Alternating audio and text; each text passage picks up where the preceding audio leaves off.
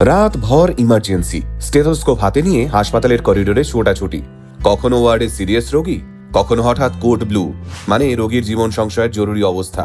আর এই সবের মাঝেই সুযোগ পেলেই অর্থনীতি, রাজনীতি কিংবা ইতিহাসের বই খুলে বসা। প্রশ্ন এখানেই, একজন ভাবী ডাক্তারের মেডিকেল বই ছেড়ে এইসব পড়াশুনো কেন? হ্যাঁ, ডক্টর অক্ষিতা গুপ্তার গল্প জানলে অবাকই হবেন। এমন ক্যারিয়ার শিফট আমরা সচরাচর সিনেমাতেই দেখেছি, কিন্তু হরিয়ানার পাঞ্চকুলার এই মেয়েটা বাস্তবে সেটাই করে দেখিয়েছেন। এমবিবিএস এর ফাইনাল ইয়ারে থাকতে থাকতেই শুরু করেছিলেন আইএএস এর প্রস্তুতি। তারপর অক্ষিতা কি পারলেন সাদা কোট ছেড়ে সর্বোচ্চ প্রশাসনিক আমলা হতে? চলুন সেটাই জেনে নিই আজকের ভিডিওতে। অক্ষিতার জন্ম এক সাধারণ মধ্যবিত্ত পরিবারে। বাবা পবন গুপ্তা একজন স্কুল প্রিন্সিপাল, মা মীনা গুপ্তা ছিলেন অঙ্কের টিচার। ছোটবেলা থেকেই বাড়িতে একটা পড়াশুনোর পরিবেশ। মা বাবার গাইডেন্সে অক্ষিতাও বরাবর ভালো রেজাল্ট করত। ক্লাস 12 এর পর নিটেও প্রথমবারই ভালো র্যাঙ্ক আসে।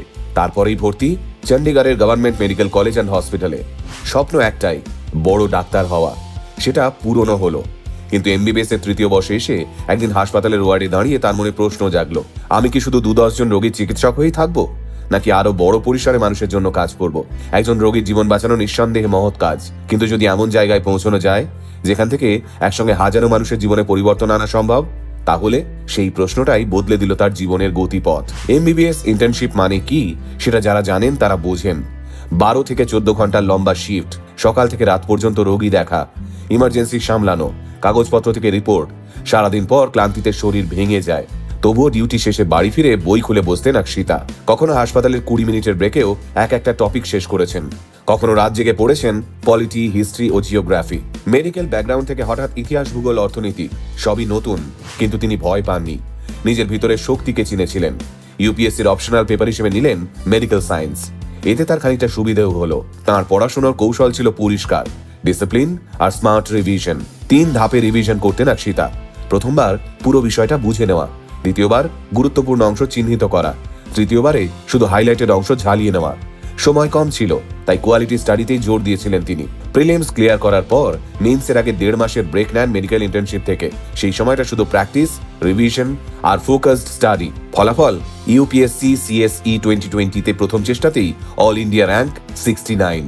একবার ভাবুন, কাল পর্যন্ত যার পৃথিবী ছিল হাসপাতালের ওয়ার্ড আর রোগীর বেড, এরপর থেকে তার সিদ্ধান্তেই বদলে যাবে হাজারো মানুষের জীবন। আজ তিনি 2021 ব্যাচের আইএএস অফিসার, পাঞ্জাব ক্যাডারে কর্মরত। হাসপাতালের করিডোর থেকে প্রশাসনিক করিডোর। দায়িত্ব বদলেছে, কিন্তু মানুষের জন্য কাজ করার ইচ্ছেটা বদলায়নি। অক্ষিতা এক সাক্ষাৎকারে বলছিলেন, সবারই সময় কম থাকে, কিন্তু লক্ষ্য যদি স্থির হয় তাহলে সময় বের করতেই হয়। এই কথাটাই তার জীবনের সারমর্ম।